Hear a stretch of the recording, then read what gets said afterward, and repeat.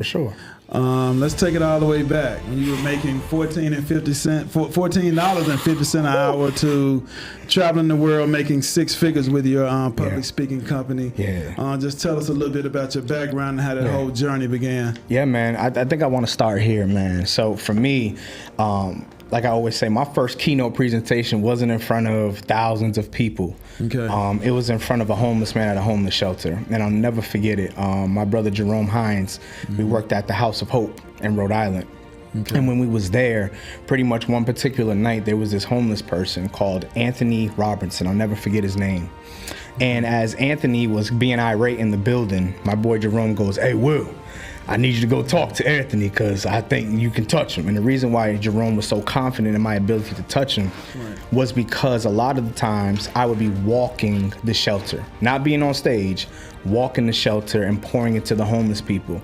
And so I went down there and I just pulled up to Anthony. I said, "Anthony, man, what's going on?" Anthony was just like, "Man, like, I'm stressed out, I'm overwhelmed, but I feel like life ain't worth living." And as soon as he said that, something in my spirit was just like, yo, you're gonna be all right. You don't need to take your life. And because of protocol at the shelter, literally, I had to call the ambulance. So I'm sitting down with him at the steps in the homeless shelter. And the conversation that we was having was pretty much like, "Listen, Anthony, I need you to go take care of yourself. I need you to go get the help that you need. And I promise you everything's gonna be all right." So literally 2 weeks later, I come back to work, right? I get up on stage, clock in, put my lunch in the refrigerator and all that stuff. And Jerome goes, "Hey, Will, Anthony needs to talk to you." I'm like, "Nah, we ain't doing this again. Nah, we ain't doing this, Anthony." He was like, No. It's good news."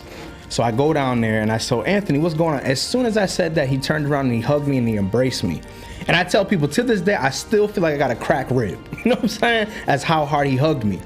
And literally he said, "Well, I just want to say to you, because of you, I didn't take my life. Thank you." And from there, that's where the speaking journey began and took off. Okay. Yeah. So there really was no formal training, no mentor, no Toastmasters, nothing, none of that, man. Okay, it's just natural. That's it. A natural gift that you got from God. Yeah.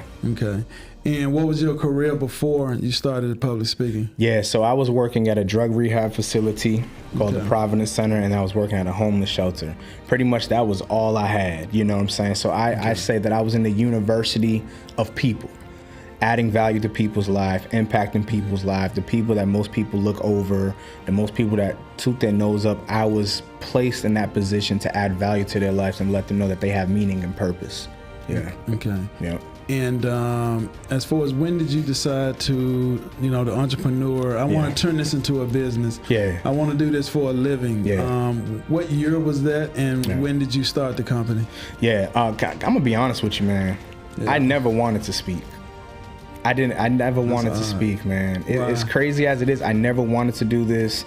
I never wanted to hold a microphone. I never wanted to be on platforms. If it was up to me, I would just work a 9 to 5 and do what I do best. You know what I'm saying? Which is just add value to people. But that turning moment was when I got an opportunity to speak at the drug rehab in front of 45 grown men. 2 people in the back was contemplating leaving the program and ODing. I didn't know. And I remember I'm walking into this room, 45 grown men, brother. And literally my palms are sweaty. I'm nervous. My heart beating at 100 miles per hour. I'm sitting there, I'm just like, man, I don't know what I'm going to say. How am I going to talk about these dudes about life? And I ain't even experienced no life. You feel me? Right. And so I remember the presentation to this day. Eagles do not stress the opinions of pigeons. And as soon as I got done doing that talk, the counselor came up to me, which her name was Vanessa. Now, mind you, in this facility, I don't have no degree. No degree, no college experience. Okay. The only degree that I have is experience and wisdom.